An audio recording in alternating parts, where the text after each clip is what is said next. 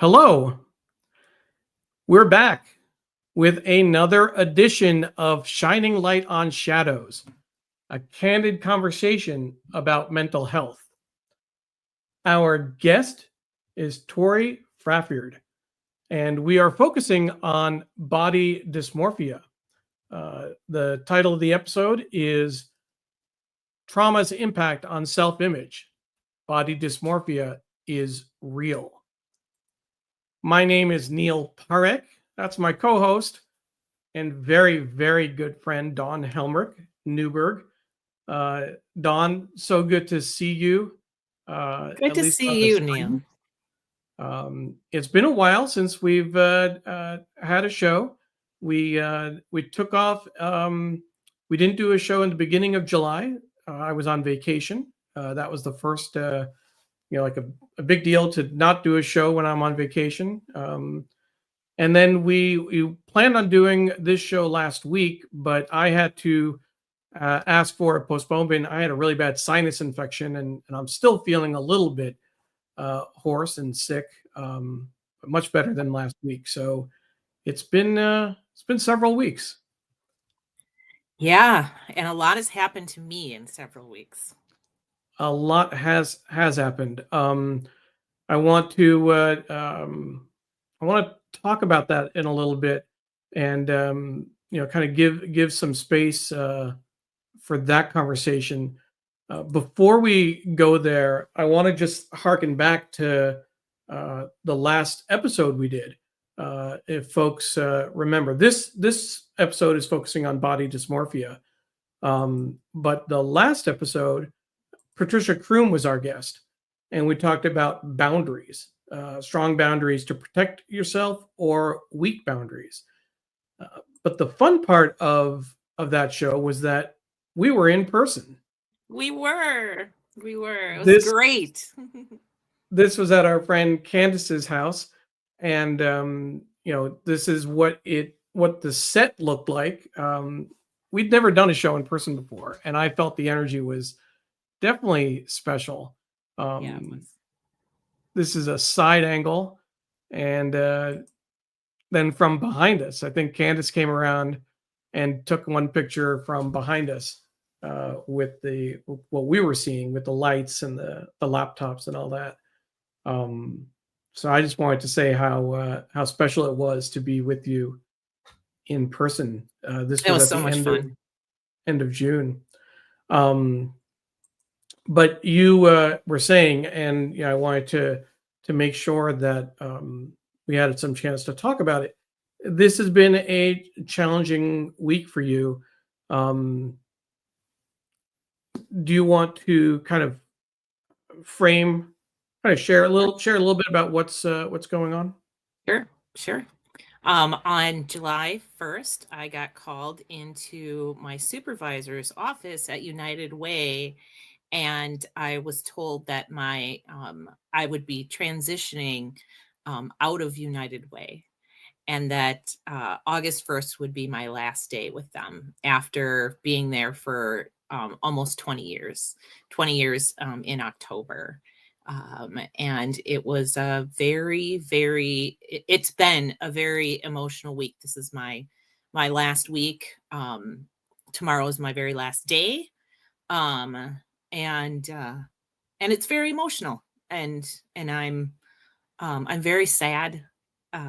It's like I explain it like losing a very good friend, or a pet or an animal that I loved. It's that same kind of grief and feeling. Yeah. So I can only imagine, having been there for so long, and it's become such a big part of your identity.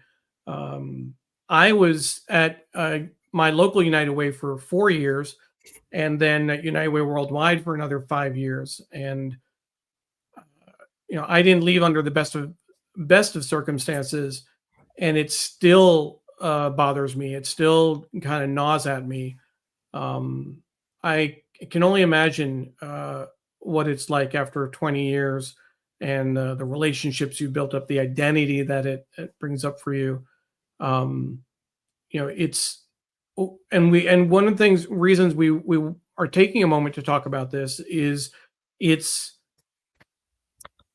real and it's authentic and it's what you are going through in this moment. You write about it again on social media, and as I mention frequently, I'm always amazed and always look to you with admiration about how willing you are to share on social media. So it's only natural that you would share on our show as well. Yeah, absolutely. Absolutely. So, yeah, I've applied for 11 jobs so far and have heard crickets. So, um, that's a very frustrating process. And because I've been at United Way for the last 20 years, this is the first time that I've had to look for a job in that amount of time. So, it's an interesting process, and I'm just trying to keep my chin up and know that there's better things around the corner for me. Maybe I'll just become a full-time talk show host. That's an easy thing to break into, isn't it? I can help you with that if you're interested. There are definitely shows out there. It's a question of getting paid Yeah, is there's that is the little trick. I thing mean, right there. you can be a full-time host, but it's there's a lot more with that. But I will say that I would like to say publicly that it's not going to be easy to find a job. It's going to test you, it's going to push you, it's going to give you, I mean, all the emotional kind of ups and downs. But I am extremely confident that you will find something because I know your background, I know your skills, I know what you can offer, what you can do. The trick will just be finding, a situation and an employer that's right, that's a good fit, and that can see that. But I am confident it will happen. Um, Thank you. and I just want you to know that my heart goes out to you. It's not easy at any time in your career to get this kind of news, but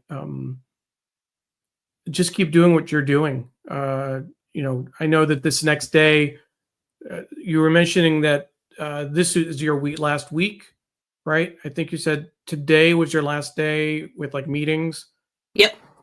and then tomorrow with the kind of the final administrative stuff. Um, as you go forward, give yourself grace, give yourself some love, and just hang on for the ride. I Is absolutely what I can will. offer, and Now know let's that we're bring with on you. that lovely Tori. Yes, let's talk about the show. The show today is focusing on body dysmorphia, and I am really interested in this topic because I learned a lot just from reading the blog posts that both you and Tori wrote, and from our talking about it. I really didn't really understand what it was beforehand. And when we bring Tori on, she's going to give a little bit more of her background and kind of some of the issues that she's dealt with over the years, and obviously kind of culminating and kind of focusing on the body dysmorphia part. But let's just bring in her blog post real quick, just to kind of set the stage. The blog post she wrote, "The Weight I Carried, a Life of Invisible Pressure," also known as body dysmorphia. The quote, "Body dysmorphia isn't always loud. Sometimes it's just the persistent hum in the background, a cycle of self criticism, shame, and comparison. A sick feeling when you look at yourself, a need to hide." With that, I'd like to bring on Tori. Tori, thank Hello. you for joining us. Of course. Um, I will start off by just making sure. Frafjord? Frafjord, yes. Good. I've been stressing about that. I want to make sure I came at least close to saying it right. Okay. We're going to be talking about body dysmorphia, and I want to make sure that we uh, share our hello from Jim Newberg, who's excited to hear from you. Apparently, you're an amazing person. And yeah, I don't want you to break any limbs, but break a leg. Um, now, let's start off, Dawn. Before Tori starts talking, Jim apparently knows that she's an amazing person. I think you know she's an amazing person. I How do. did you and Jim know her so well? Because she makes my son so very, very happy. Tori is my son Clayton's girlfriend, and they've been together for almost 3 years, 2 years. 3 years in August. 3 years, almost 3 years in August. And yeah, and she's just an absolute delight. I feel so grateful and blessed to have her in our lives. She makes everything better. So I'm just so happy that she's on the show today. So great. That's so great. Tori, uh, thank you for joining us. It's great to have more of Dawn's family be a part of this show. We already have Jim was a guest, one of our first guests, Kate Easton, who I'm sure you know was also a guest. Her, Yes. Dawn's landlady, who is down there and right on time. Kate offers a hello to Tori, Neil, and Dawn. Hi, You are Kate. so amazing and brave. Thank you so much for sharing your journey. And now we have you on the show as well. So welcome, and let's dive right in. Talk a little bit about, let's start off with what, instead of going back to the beginning, let's focus on body dysmorphia itself. You wrote a blog post that was great, and I really want to pull up uh, that card again because the title, "The Weight I Carried: A Life of Invisible Pressure." Now, I'll add the fact I added AKA body dysmorphia because I wanted to make sure that, when people searched for it and the title came up. But tell us a little bit about what body dysmorphia means to you, how it's played out for you in your life. I would like to introduce my co-host Tessa really quick. She will be Your popping true in and co-host. out. So I'm so sorry for anybody watching. This is Tessa. She is my ESA, and she knows that I am super anxious right now. So that's why she's sniffing and looking at me. So she'll be popping in and out. What does ESA stand for? Emotional support animal. So Great. just putting that out there first for anybody who's like, what the heck is going on? That she's trying to do her job and I'm not letting her. We'll get back to Tessa later as well. Absolutely. So body dysmorphia. Talk a little bit about how that's played out for you. Absolutely. So body dysmorphia, I didn't know I had. It wasn't something that had a title. It wasn't something that I thought was a thing. Growing up, I just thought this is me, this is my voice, this is my internal narrative. Trying to point me in a direction that I can be most successful in. Turns out it was just me being hypercritical of myself and something that is not normal, like I thought it was. And it's something that really kind of shaped who I am and where I am. And it was really nice finally getting this diagnosis of having a title to what I've been feeling, having someone saying hey, you're not going crazy. This is something hard that you're dealing with. And, every day is a struggle. My apartment has no mirrors in it other than the bathroom because I struggle every time looking in the mirrors. Even when I brush my teeth, Clayton has remarked that I will turn my back to the mirror while I'm brushing my teeth because I just don't want to see myself, because that voice in my head will automatically just start tearing at me. Can you explain, Tori, can you just explain for everybody what body dysmorphia actually is? Absolutely. I think some people might not even know what that term means. Yeah. So body dysmorphia is a disorder that it's under the umbrella of like eating disorders normally, but it's not correlated with them. It is two different things, but people have found that trend between eating disorders and body dysmorphia because they're both based on the way you look. Body dysmorphia is this little voice inside your head telling you what's wrong with you. Like, your clothes are too big, your feet are too big, your body is too big, your hair is not right. Like you look like a slob, you look fat, you look chunky. It's kind of like the saying, to put it into something that most people might understand. It's kind of like the saying, the camera adds 10 pounds, but that's everything, every single day. It's not just like, one time. It's like every photo you take, every picture you post, every accomplishment you achieve, every time, you try to look respectable for an event. Like most recently, Dawn, your wedding, all of my pictures, I was like, this is disgusting. I look so gross. And it's just not how the public perceives that. And it's not how, normal people look. They're like, oh, you look so great. Like my parents were complimenting me and my friends were complimenting me.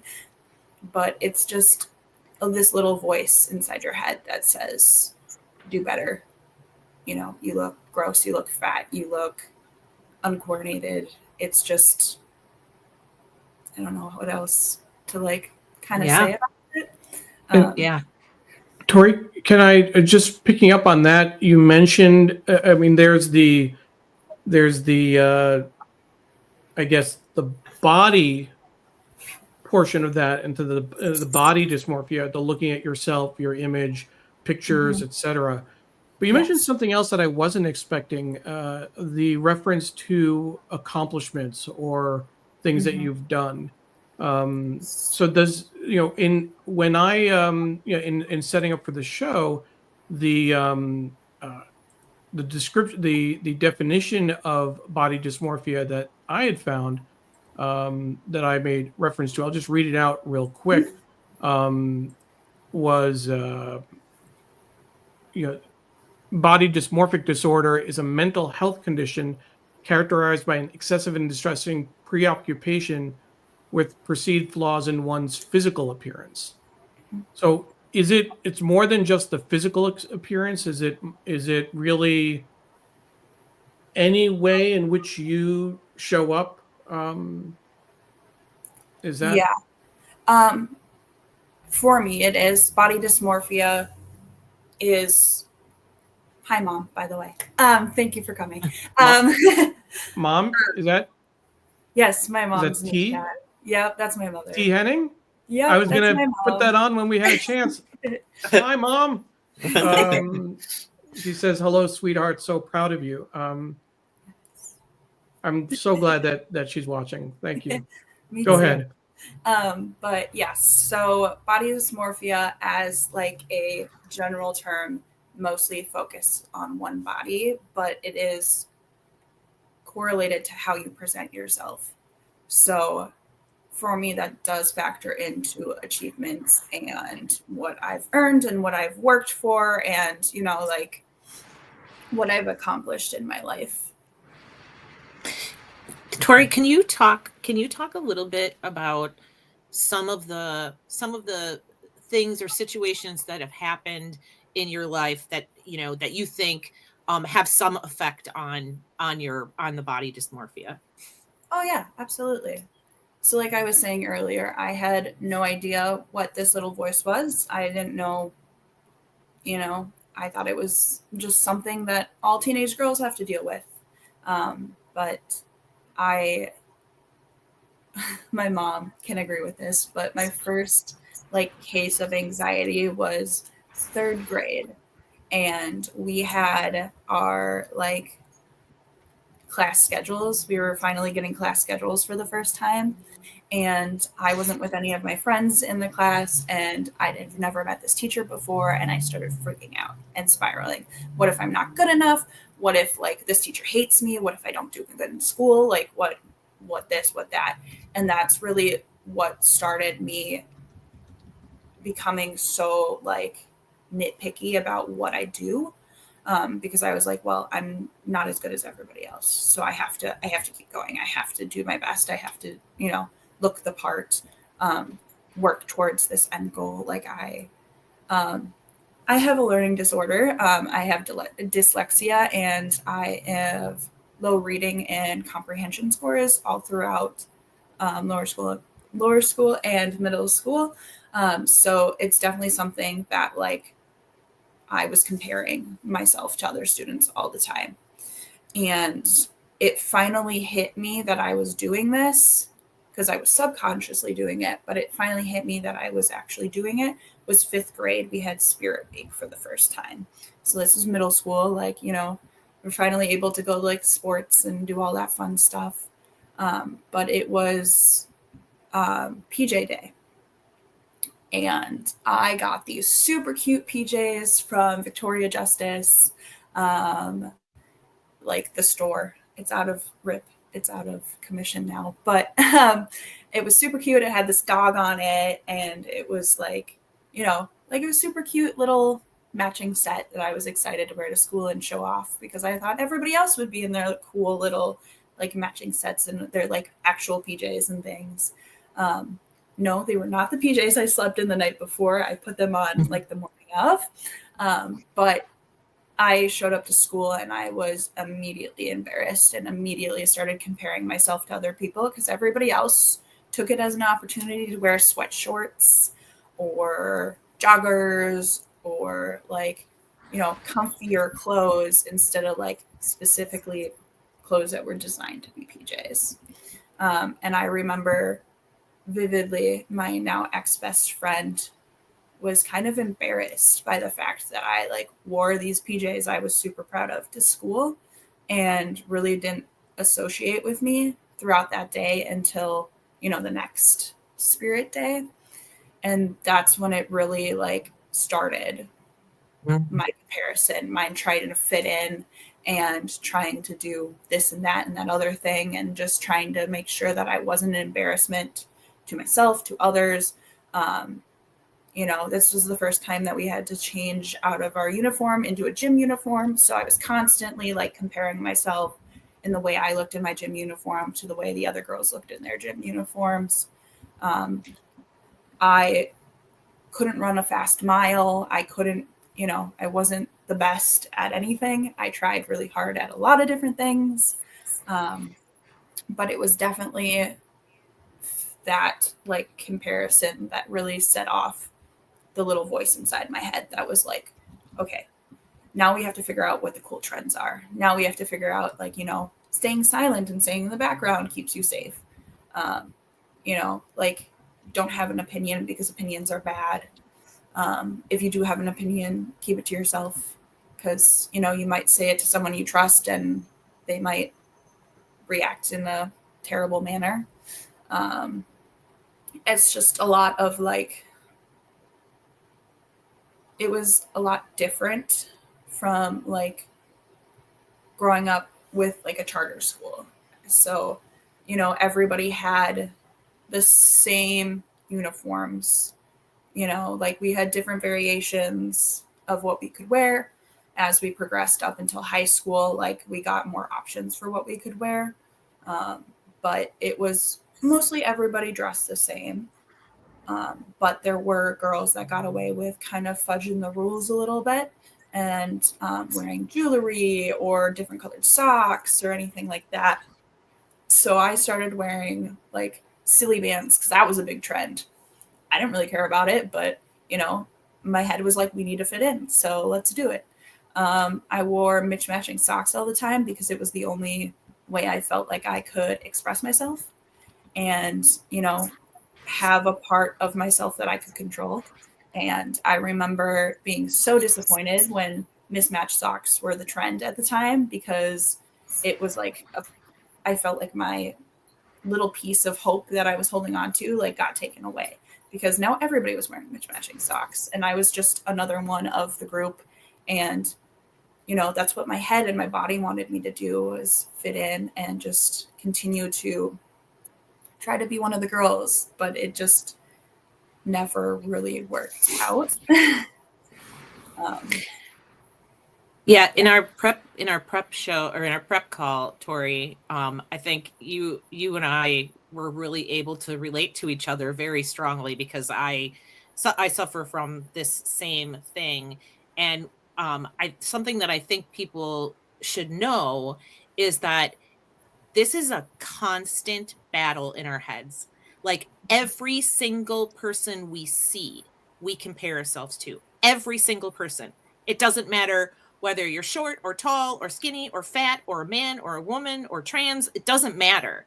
We look at that person and we, in our head, say, I'm fatter, I'm uglier, I'm dumber, and it's just this constant berating that we struggle with all the time, right, Tori? Exactly. Dawn, I'm glad that you jumped in with that. Can I share your blog post? Sure. And kind of dig in a little bit more. Dawn's blog post, and again, like I said, I learned a lot from reading these posts and from this conversation. Body dysmorphia is a distorted reality. Unfortunately, it's my reality. Almost every minute of my day is consumed by thoughts about the way I look and how people perceive me. My brain is mean to me, and looking at myself in the mirror is like being in a funhouse at an amusement park. Can you talk more about that? Yeah, it's really tough, because people look at me and they're like, oh, you're so pretty, oh, you have great hair, you have great face, you have a great smile. And my immediate reaction is, no, I'm not. I'm so ugly. I can't stand the way I look. I can't stand to look at myself in the mirror. All I see are, a double chin and chubby cheeks, and just like, I see every wrinkle on my face, and I count them, like, I hate looking in the mirror, but when I do, I like count my flaws and I say, oh, there's another thing, there's another thing, there's another thing. And it's really like, first of all, it's got to be nearly impossible to live with me. I don't know how Jim does it, because I am constantly berating myself, constantly. And, I know that he says very often that he really wishes that I could see myself the way that other people see me. And what I think people don't understand is, me too. Like, gosh, I really wish I did too. I would love that. I would love to see myself as, somebody who is not fat, is good looking, is good enough and smart enough, and gosh darn it, people like me. It's one of those it's one of those things. And I can see Tori just nodding her head back and forth, because I know that this is exactly how she feels as well. And I'm not even putting words in her mouth, because I'm positive that that's how she feels as well. I'm curious, if you don't mind, for folks who may have joined us late, they may have missed your relationship with Tori. Tori is in a relationship with your son, Clayton, right? Yep. So you've known, it's been a couple of years now. I'm curious, the dynamic, sometimes between a partner and your partner's mother, in this case, can be challenging, or when you meet someone, you kind of figure each other out. When you first met each other, and I'll let Dawn answer first, if that's okay, Tori. Tori's laughing. Maybe I should have Tori answer first, because this looks Tori good. I'm just curious. I was going to ask specifically. I wasn't asking for like details, but specifically to the show.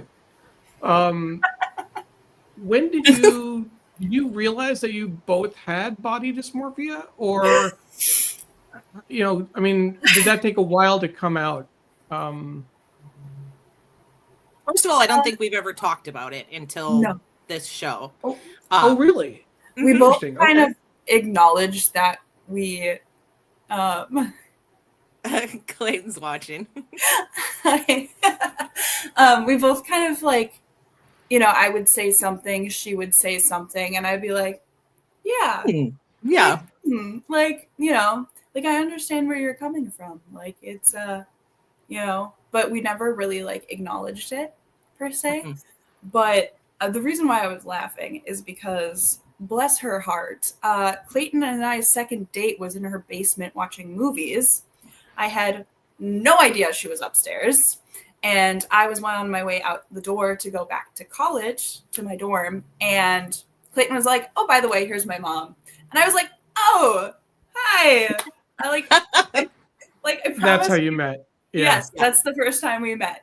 And I was like, okay, this was really embarrassing now because like what is she perceiving as me? Like I was just in the basement with her son, like, like that's kind of sketchy. Like, don't get me wrong.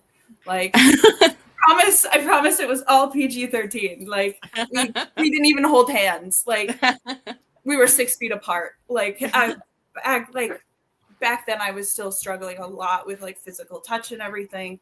But it was like, oh my gosh, like this is the first time we're meeting. Like, what if she thinks I'm like this horrible human being? Because like she doesn't know what was going on in the basement. Like I know I'm a respectful human being. I know her son's a respectful human being, but like how does this come off?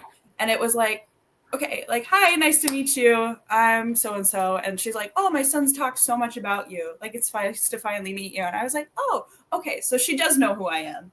Like, she does understand, like, kind of who I am as a human being. So maybe it's not so bad. But I remember driving back to my dorm, like, completely embarrassed. I texted to Clayton. I was like, oh my gosh, what just happened? Like, are we still dating? Like, is this okay? Like, what is happening? And he's like, yeah, it's fine. I was like, okay. He's like, yeah, my mom liked you. And I was like, okay, great. Cause I don't know, man. Like, So Tori, I'm going to take us on a little bit of a tangent. yes. This show, we decided to focus on body dysmorphia, something that you and Dawn have very strong, feelings about and experience with and concerns with.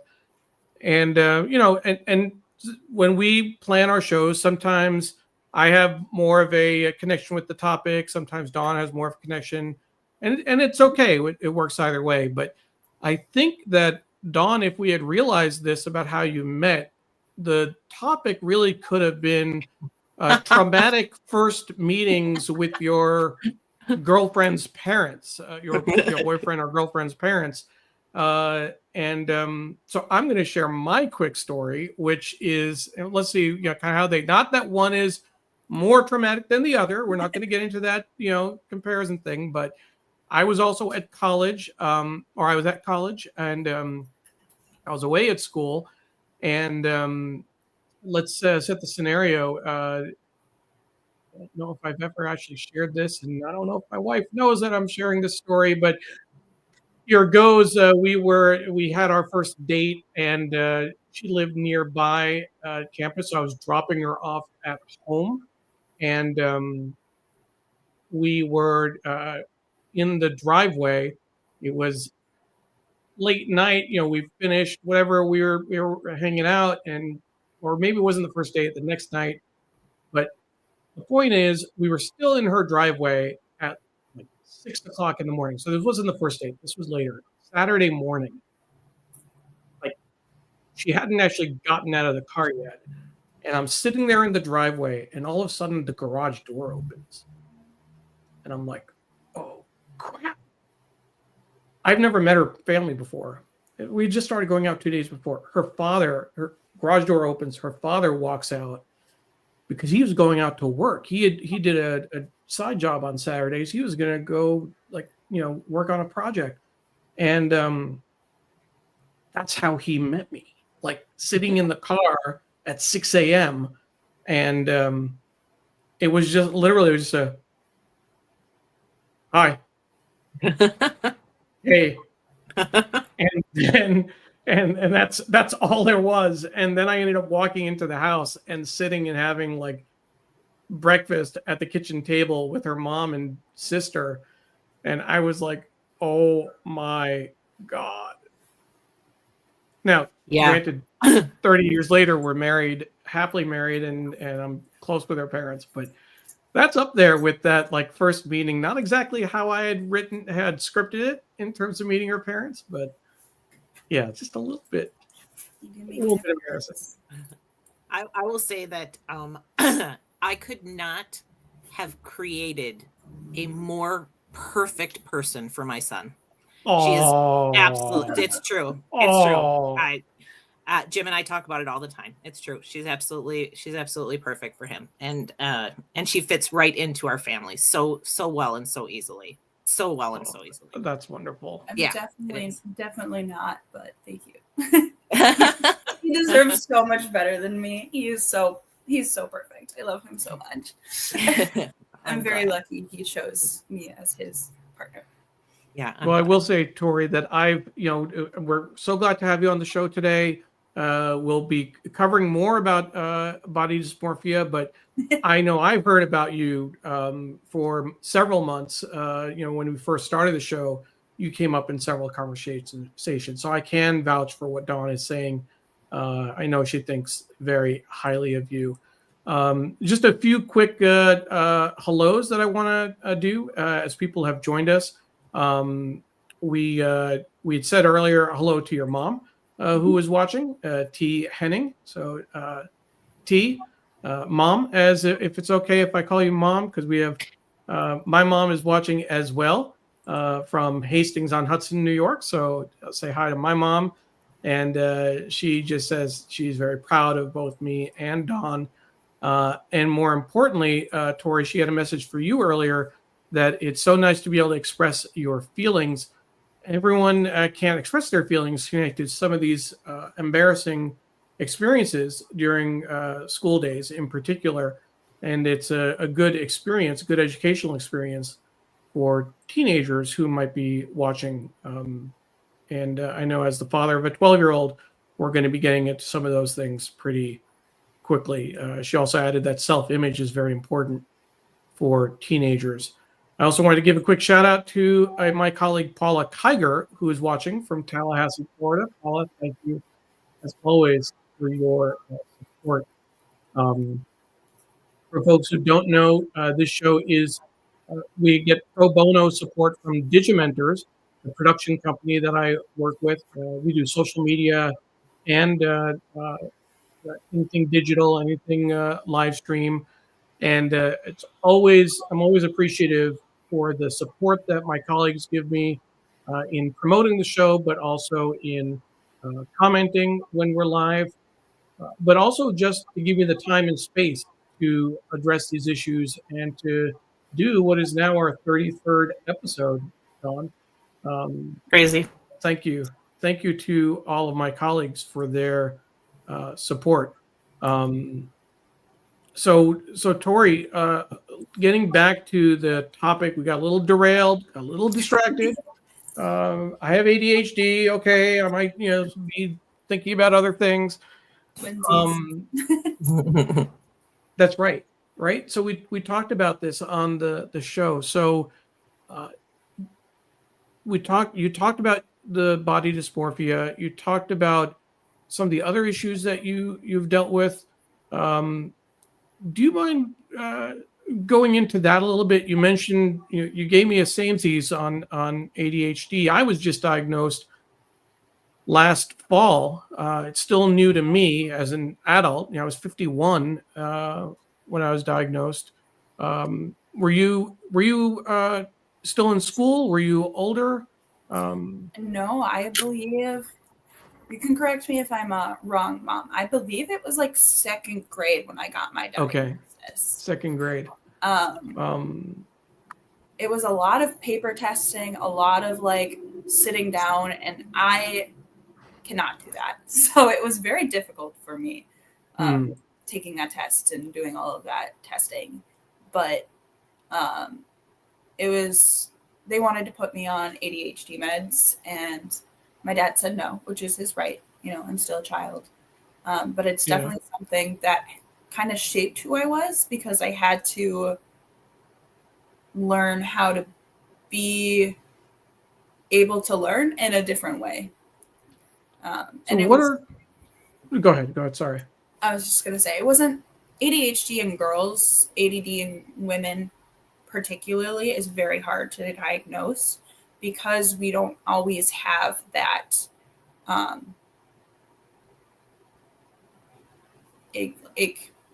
expression of ADHD, that like need to move, or like the hyperfixations and all of that stuff, where women are usually diagnosed much later in life, due to the fact that we're pretty good at masking as a species. And it's been proven throughout history that, that's what women do and had to do to survive to get to where we are today. And so, yeah, fun little tidbit there. My understanding for girls in particular, ADHD does present, especially when you're younger, as more of an internal issue, and you kind of turn it inward. Yes. It's the stereotypical, for boys, the bouncing off the walls, the ADHD, and that's different than for adults. At least in my experience, the ADHD is very much more around the hyper focus and not no focus, but no energy. Mm-hmm. You're either going 100 miles an hour or 5 miles an hour type of thing. What are some of the other kind of challenges that you've had to work through, in addition to the body dysmorphia and ADHD? Oh my goodness. Thank you, Mom, for the correction. It was 3rd grade, and she knew before I got tested. I was going to put that up. Sorry, 3rd grade, and yes, Mom knew. Mom always knows. You can't hide things from your mom. While we're doing that, I'll give a quick hello to my colleague Apollo, watching from Philadelphia. Apollo, thank you for joining us. But go ahead. There were some of the other challenges that you've had. Yeah, absolutely. So starting off right from the beginning, at the age of 4, my parents decided to split up. But nothing was concrete until I was 5, due to the fact that my dad got into a very traumatic snowmobile accident, and was in rehab for almost a year. Wow. And so my parents were talking about splitting up at the time, but they didn't split up until after rehab, because my dad really didn't have anybody else. And it was definitely really weird having my parents be gone for that long, let alone my dad, because he was always this like strong, capable person from like what I could remember as a child. And it was weird, like one day he was just gone and nobody would tell me why. They just told me like he's getting, the help he needs in like physical therapy. And, he was up in Duluth for I think like 8 months or something like that.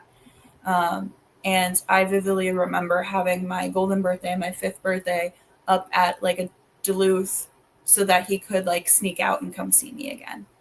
And like celebrate my birthday with him. And that was really fun. And it was a great time. There was an alligator that you could run across. It's great. But yeah, so that's kind of where everything started. January to May. Okay, so 5 months. Thanks, Mom. She's gonna my mom does that as well. Don't worry. It's all no. That's what moms are for. I was a wee little lass, so sure. We need that data to back me up. But they officially divorced when I was 6. My dad moved out. My mom was still running her daycare in our house, and I think that really helped with the transition a little bit because I knew I had my friends every single day, because we not only like went to daycare together, but we lived in the same neighborhood at the time. And I didn't really have like concrete friends at my dad's place yet, because of the fact that he freshly moved in. And then I got my ADHD diagnosis in third grade, as well as that's when my anxiety started to present hardcore, both socially and non-socially. And then fifth grade is when my body dysmorphia started to kick in, and my depression started to follow after that, because I didn't feel like I was myself, and I wasn't. And this voice inside my head was telling me everything was wrong. I'm a horrible human being. I shouldn't exist. All of that fun stuff. The only thing that really kept me going would be the fact that I was in archery and I was somewhat successful at it. And that's the only thing my brain was like, okay, we're cool with this. No critiques, nothing. But that kind of transitions me into my quote unquote forced boyfriend, in ninth grade. We met through archery. He liked me. I thought I liked him. It turns out I did not like him. I just liked the attention because it was validating to have somebody tell you you're pretty and you're like, you're worth it and all of that fun stuff and want to spend time with you. And it's something to have as a ninth grader. You have an older boyfriend. Like it was cool. It was hip. It was fun. It was, great. But it turned very sour. He attempted to sexually assault me in the back of his car, and made me do things I didn't want to do, like sending nudes and all that fun stuff as an underage girl. Sorry, Mom. I love you. But so that definitely started my distancing myself from men and from relationships and feelings and all of that fun stuff. And that's when my, ability to be touched really went downhill. Like it was really hard for me to get a hug from my dad because he was a man, for the longest time. And it's still hard, so that was fun. So sorry. Thank you. He didn't do anything. I was able to be like, hey, let's go back to school. School's going to start. I got to get back. So luckily God protected me. And that was great. And I was able to save my friend from going through the same experience with that same guy. So it was, I was able to help somebody else, which was really nice. And it made me feel not as crazy because I was like, oh, maybe I was the problem. Maybe, I was the reason this happened and it's my fault and, all of those other things that, victim blaming does to you. Yeah. And it was kind of validating to have somebody also be like, oh, hey, I'm noticing this pattern too. And I was like, yes, this is what I tried to warn you about. Be careful. And she was able to, save herself from that. Then I got into self-harm, as a way to feel like I was back in control with my life. I used to literally dig my fingers into my thighs, the inner part of my thighs, until I bled in the shower. And I have always been really body conscious, as body dysmorphia and all that. So nobody really noticed. Nobody could really tell because I was always wearing pants. I was always, in long t-shirts, baggy clothes, like nothing too crazy. And I got away with it for a long time. Until I felt super guilty and realized that I needed help. Like, this is not normal. This is not something I should be struggling with as a 17-year-old who's going to go off to college, who feels like she can't be trusted to go off to college by herself because she doesn't know what will happen. So I reached out to my mom for help, and we found a counselor and medications, and I was able to make it through. And I was able to go off to college, and it was great. College was definitely. Sorry. Tori, can you talk a little bit about how therapy helped you? Yeah, absolutely. I have always been a drama queen. My mom has photos to back it up. I used to be like a little like harumph girl when I was younger. Like if they were doing something I didn't want to do, or if she tried to make me to leave somewhere, I would just kind of sit there and pout and cross my arms and not move. And I've always kind of been a very dramatic person. I worked through theater in high school as a way to escape my reality. Playing somebody, playing somebody else for an hour on stage was so much better than being myself. And it was, hi baby girl, I know. And it was, a really good form as an escape. I could pretend to be somebody I wasn't. I could, this person had who they were meant to be and what they were meant to be all lined out. You didn't have to figure it out. You didn't have to do anything.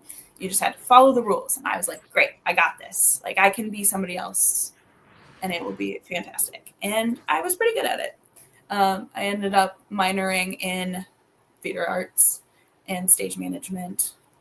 But I think that kind of got me into the idea of, hey, maybe I just need to talk this out. Maybe I just need someone to sit there and be like, hey, like, what you're feeling is valid. This is a safe place. You can be whoever you want to be.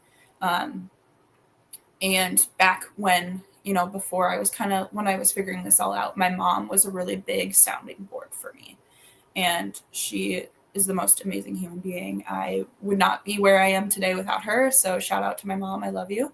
But she kind of realized that I was holding back and that, I didn't want to say anything wrong to her.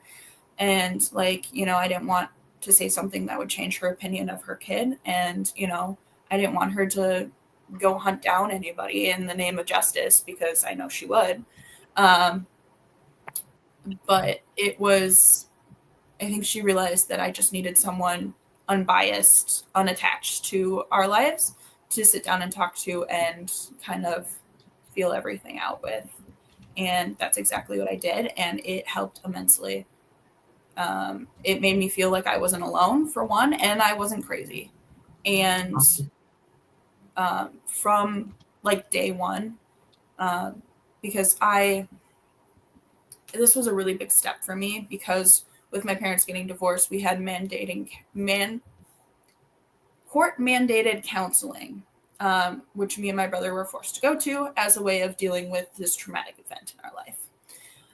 Mind you, at that age, we do not have the same rights as somebody who is 16 or older. So our parents could go in and request what we said, or request to speak with our therapist about, what we were feeling, what we were doing, how we were presenting. And that made me really mistrust the whole system, because this person that I felt safe to talk to is now telling everything I didn't want to tell my parents to my parents. So this was a really big step for me to find somebody who I felt like I could trust and felt like I could talk to and was able to communicate with and understand me. And she was amazing. And really honestly saved my life. Yeah. She helped by teaching me so many different like tricks and tips, and I was able to use those in my life, but also pass them on to other people who I saw were experiencing the same emotions that I was and didn't quite have a label for it yet, like I did. It's awesome. And it was really nice, like being able to, pass on, share like everything I was learning to my mom and to my dad and to my little brother, who is the absolute love of my life. Be able to protect him from these feelings that I was going through. Try to give him this like foundation before, anything happened. But I definitely, that's kind of how I got into therapy and how it helped me. And then I went off to college and I stopped, and I noticed that, not having my counselor while I was in college, but it really affected me because I didn't feel like I was able to, like, this was a huge transition in my life. I was living on my own for the first time with somebody I'd never met before, with my parents like 6 hours away. So it was a huge life altering thing that I had nobody to talk to about other than, my parents, but it was vastly different than their experiences. So it was kind of like hard to explain. So I started going to counseling at my university when I started to feel that like need for control again, that kind of intuitive thought of harming myself and trying to get control back with my life. And it was during a period of time, it was after COVID, it was sophomore year of college. A lot of my family members have passed away. I'm pretty much isolated from everybody and everything because it's all social distancing and masking up. And I was also an RA for the first time. So I was the resident assistant trying to keep everybody in charge and everybody in line and, try to enforce these new rules that none of us have ever had to deal with before. And it was just a lot all at once. And it kind of spiraled. Hi, baby girl. I know. And I realized that I am the type of person that needs to talk things out and I need to have somebody to talk to. And so I signed up to see the counselor at school, and that's really helped me out. They taught me more things. They got me into like their educational disabilities program at the time. It's now not called that because, that's pretty offensive, but they helped me like get this step up in life again. And then it was great. And then I moved away from college and I didn't have access anymore. And, I met the love of my life, and he helped me a whole bunch, and he's still continuing to help me. But again, it gets kind of that weird place where I don't want him to hate me for how I feel, and he doesn't want to hate me for how I feel. And, sometimes it's better to like, we're both very emotional people and very expressive people, and we love each other very much, and we're very like, he will go to the ends of the earth to protect me and vice versa. So like sharing some things that like happened in my life are very hard for him and for me. So it's nice to have that unbiased like person being, talking to. I know, Dawn, you went through what is it called? The healing center are you talking about? No. Rapid eye movement therapy. ERMD. Yes. EMDR, yeah. Yes. And I am currently in a program to start because I, living with a person I love and who's been through PTSD before, pointed out, hey, you shouldn't be jumping at things closing and doors breaking. And you shouldn't be able to wake up when I'm just walking to your door. Like, you shouldn't be able to tell that. I was like, oh, that's funny. I've done that my whole life. So it was definitely interesting. And it's definitely an exciting new venture for me. And it still is encompassing therapy and talking it out, but it's definitely going to be a different direction than I'm used to. But I'm excited, and I think you'll like it. We'll learn and we'll grow, and it's all about trying to, come to terms with who I am still. As 24-year-old, I do not know who I am. I probably will never know who I am. Still working on it over here. Still working on it. Definitely. But it's definitely nice to not have to hide anymore, and to be able to be who I am, and flaws and all, and be accepted by the people around me, and be able to want to take care of myself for once in my life. That's nice. Yeah, I've always been there to take care of others, which is why I work in the vet fields, because I love animals, I love humans, I love their connection and their, bond. Hence my little lady over here. But it's it's nice to finally have permission to take care of myself, and an environment that I have finally been like, okay, like it's time. Like, you need to do something, or burnout will be the end. Like, there's no getting back from it if you burn out again. That's great, Tori. That's absolutely. Thank you so much for sharing all of that with us. I think it's been such a great show. Just shining light on something that I think doesn't get talked about very much, if at all. I know, Neil, you asked the question, has our audience heard of body dysmorphia before? And I would be very curious to know if people have or have not. Yeah, it certainly. If we, with permission, Dawn, if we can go a few minutes as we ask that question, a few minutes over our 1 hour time slot, it would be great if people have a chance to answer that while they're thinking about that. And I'll put that as a ticker. I do want to let folks know that our next episode is going to be August 14th. Since we usually go the second and fourth Thursdays of the month. I'd mentioned at the top of the show that we took the second Tuesday off in July, and we pushed back this week a little bit, but usually we're good about the second and fourth Thursday. Our next show will be with Michael Wood, who is the Chief Operating Officer for NAMI, the National Alliance on Mental Illness. And he'll be talking about childhood trauma and advocacy, which will be a great episode. Definitely looking forward to that. I actually know him from when he worked at United Way Worldwide many years ago, and I was at my local United Way. So that'll be great to have him on the show. We also want to, as people are thinking about that question about body dysmorphia, just want to share some quick resources with folks. We mentioned NAMI, the National Alliance on Mental Illness. We typically will share the hotline for folks.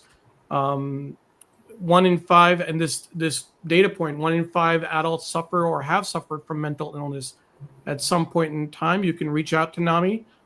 They have great, we've heard about their programs and their support groups from around the country. And one of our colleagues, Don Scott Kinderman, is now, I think he said he was going to be on the board for NAMI in, I think, Racine, or somewhere in Racine. Or maybe serving in a executive capacity on an interim basis, if I'm not mistaken. But their national helpline is 1-800-950-6264, 1-800-950-6264. We also give a shout out to Mental Health America. They're another great resource, and they have the 988 hotline that people can call. And so we certainly want to encourage people to reach out if necessary. And finally, the last resource we share with folks is RAIN. And all three of us have some experience with this. Dawn and I have talked about our stories several times. Tori You talked about your experience to whatever extent it was unwelcome and unwanted. But every 68 seconds, an American is sexually assaulted. So we want to make sure folks have the RAIN hotline, the Rape, Abuse, and Incest National Network, 1-800-656-HOPE, 1-800-656-HOPE. So with that, hopefully folks have had a chance to think about that question in terms of what they had what they knew about body dysmorphia before the show. Quick shout out to Tori from Jim saying amazing job. So proud of you. And Jim, it's been a while since I've seen you. I don't quite. Maybe you grew your hair out a little bit. Not sure. Not the way I remember him, but maybe it was a different hairstyle. I don't know. Kate said that she was familiar with body dysmorphia before the show, and Apollo has as well. So it is interesting that there's more awareness than I would have realized, and obviously your mom would be in that category as well, Tori. Thank you again. I really appreciated everything that I learned, and Dawn, the way you talked about it in terms of just that overwhelming. Anyone you look at any time, any place, anywhere, this overwhelming sense of feeling, and I don't want to put words in your mouth necessarily, but the way I heard it is feeling disgusted with your own image in reference to anyone else at all times. It is certainly a powerful thought. Any last thoughts, Tori, before we bring this to a close? I know Dawn is getting hungry for dinner. It's probably has been delivered. It's sitting on the table waiting for her. So we don't want to hold it up too much. But any last thoughts, Tori? You're not alone. You matter. And that voice inside your head is not your friend. No matter how much it convinces you that, it is, it's not. And there's more people out here than you would think that is going through the same thing you are. Reach out, ask for help, and, find a way that works for you. Because different ways that worked for me, like my experiences, haven't worked for other people. So try to find something that works for you and not feel so alone, because loneliness is very hard, especially when you're dealing with things inside that you can't express. Thank you, Tori, so much. It has been a pleasure having you on the show. We appreciate you, and I love you. I love you. Absolutely. I would just say I couldn't think of a better way to close the show. Very well said, Tori. Thank you. I do know that Dawn and I are talking about, our guest for the end of the year and potentially looking at a year 3. We have some ideas on guests, and we want to see if if we can make that work. But based on this conversation, Tori, I think there are probably 10 different episodes you could do with us next year on each of these topics that you raised. So I don't know that we'll have you back. We'll ask you to come back 10 times, but we might ask you to come back at some point. There may be another topic or two that we can discuss if you are willing. If this experience was okay enough for you, maybe you'll consider coming back. Absolutely. It was an honor and a privilege to be able to talk about something that I, as a younger individual, feel like we haven't talked about enough, but I've seen a lot of people struggle through. And I know a lot of your co-hosts and a lot of your guests have been of an older generation, which is not a bad thing. Like, we all have experiences we need to share, but I definitely think that seeing somebody of my age speaking out will definitely help somebody else speak out too. And so it would be an honor and a privilege to be on the show again. Absolutely. Thank Apollo you. talks about your courage and says you're very courageous. Stay awesome. So that's from someone who's not your mom, who's not your boyfriend's Mom's husband. boyfriend's mom's husband, however you want to put Jim in that category, or your boyfriend's mom's landlady, Kate. This is someone who had never met you before, who's never heard your story. I think that means a lot when someone else can see that awesomeness as well. So thank you again for joining us. Thank you to our friends for joining after several weeks, and we look forward to seeing you again in August. Take care, and we'll see you in a few weeks. Good night, everyone.